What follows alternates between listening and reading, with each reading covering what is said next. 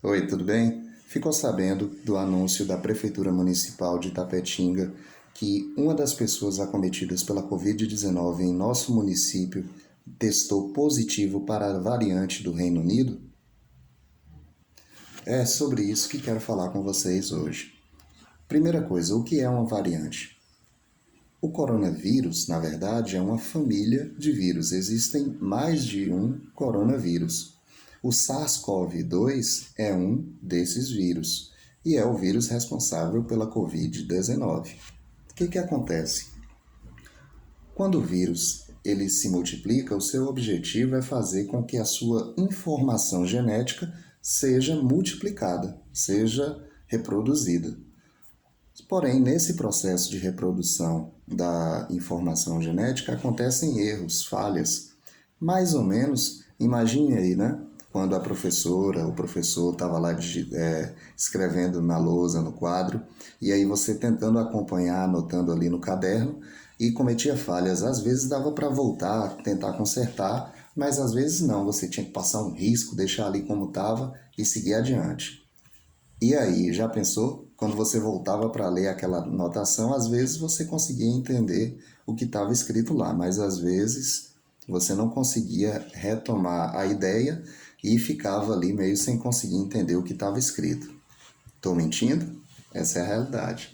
Mais ou menos com os vírus acontecem a mesma coisa. Devido às falhas nesse processo de transcrição, que são falhas aleatórias, são falhas ao acaso, elas acabam ocasionando variantes, acabam ocasionando mutações. Uma dessas mutações, uma dessas variantes, é a variante do Reino Unido. Há três variantes que preocupam hoje o mundo: a variante da África do Sul, a variante do Reino Unido e a variante brasileira. Inclusive aqui no feed tem um vídeo que eu fiz sobre a variante brasileira. Mas o que a gente pode entender é o seguinte: se as mutações tendem a acontecer num momento em que nós temos uma quantidade maior de reprodução do vírus, então, num cenário em que as pessoas elas não usam máscara, elas não mantêm um distanciamento físico, e elas não mantêm as suas medidas sanitizantes, ou seja, elas não lavam as mãos com frequência, não utilizam álcool gel quando estão na rua, então a tendência é o vírus circular com mais facilidade, se reproduzir com mais facilidade. E veja, o vírus ele pode se reproduzir de milhões a bilhões de vezes em 10 horas, em um organismo só, em uma pessoa só. Imagine quando essa pessoa consegue transmitir para várias outras. Multiplique aí 1 bilhão de vezes da multiplicação desses vírus por uma quantidade de 10 pessoas que essa pessoa consiga contaminar. É muito preocupante. Então, essa variante ela tem uma característica que ela é muito transmissível. Ela tem uma capacidade de transmissibilidade muito maior, muito elevada. Por quê? Porque ela, entre outras coisas, ela apresenta uma carga viral muito forte nas partes aéreas, ou seja, no nariz, na boca. Assim, como essa carga viral está muito mais forte, muito mais alta, então a pessoa, ao conversar, ao espirrar, ao soltar ali gotículas de saliva, ela acaba contaminando outras pessoas com eficiência maior. Esse é um ponto. Dessa forma, essa variante do Reino Unido, estudos demonstram que ela tem uma capacidade de contaminação de 30 a 50% maior. Outra característica também é que, devido a essa capacidade de transmissibilidade, ela afeta o número de hospitalizações, de número de internações muito mais fortemente. E outro ponto é que os jovens eles tendem a desenvolver mais problemas, eles tendem a ser contaminados com maior frequência por essa variante.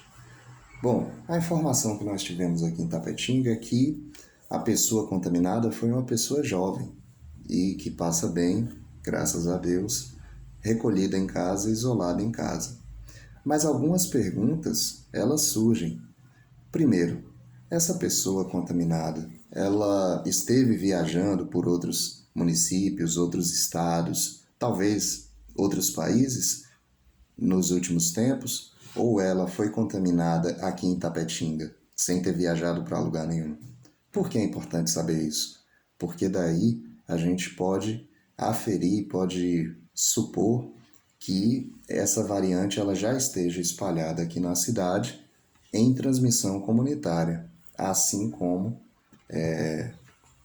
o vírus tal qual a gente já conhecia e que provocou os os milhares de casos que já ocorreram aqui em Tapetinga. Então, esse é um ponto primordial para a gente compreender essa relação dessa nova variante aqui no município. Outra questão é, esse jovem, essa pessoa, ela esteve em aglomerações, em locais públicos, em locais privados, em bares, restaurantes. Outra informação importante para a gente identificar se essa variante ela está espalhada aqui no município ou não. Outro ponto também que é bastante relevante é que, nesse caso, tendo em vista que a variante do Reino Unido aumenta o índice de hospitalizações, aumenta a pressão sobre o serviço de saúde, seja ele privado ou público, compete a nós entendermos que sozinhos não vamos conseguir enfrentar esse problema. É preciso sim voltar o nosso olhar para a figura dos virologistas, dos epidemiologistas, dos infectologistas, para conseguir compreender melhor a dinâmica da circulação dessa variante aqui em nosso município, caso ela esteja acontecendo abertamente de forma comunitária. Perceba, são muitas as perguntas, são muitas as interrogações. Hoje, o prefeito Rodrigo Age afirmou que vai fazer uma live e nessa live ele vai tratar de diversos assuntos. Acredito que ele vai falar sobre a questão do lockdown, de se vai fechar, se não vai fechar, quais são as medidas que vão ser tomadas aqui no município. Mas espero também que ele aborde e traga mais detalhes sobre a questão da contaminação por essa variante aqui no município. Outra coisa para a gente concluir aqui, para o vídeo não ficar muito longo, é que a gente recebeu aí uma enxurrada de fake news incentivadas por Bolsonaro, pelo presidente da República, sobre a utilização de máscaras. E ele se pauta num tal de um estudo alemão. Esse estudo, ele fala sobre a utilização de umas máscaras que são máscaras profissionais, utilizadas pelo pessoal do serviço de saúde, e que não deveriam ser utilizadas por mais de 1 hora, mas são máscaras específicas, utilizadas em centros cirúrgicos. Não são as máscaras do cotidiano que nós usamos nas ruas, as máscaras de pano, as máscaras que a gente compra na farmácia, descartáveis. Não, são máscaras bem específicas, então não faz sentido nenhum não seguir por fake news, continue usando as máscaras. E eu te pergunto, se a máscara é tão ruim, por que nenhum enfermeiro da UPA, nenhum médico do Cristo Redentor, nenhum auxiliar de limpeza lá das clínicas que tem aqui em Tapetinga trabalham sem usar máscara? Gente, se a pessoa não quer usar a máscara, este é um problema individual dela.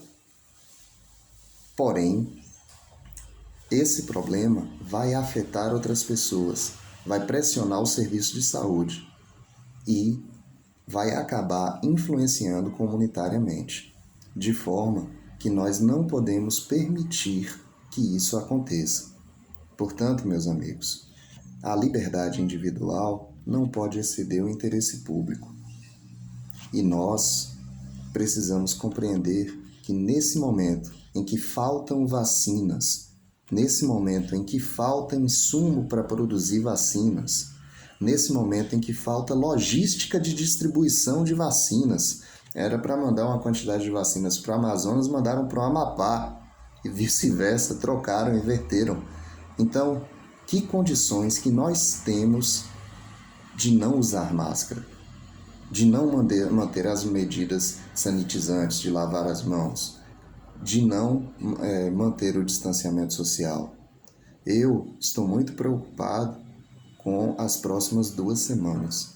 Tudo indica que nós teremos um mês de março conturbado, complicado, difícil. E é bom que cada um de nós nos preparemos para o que virá pela frente.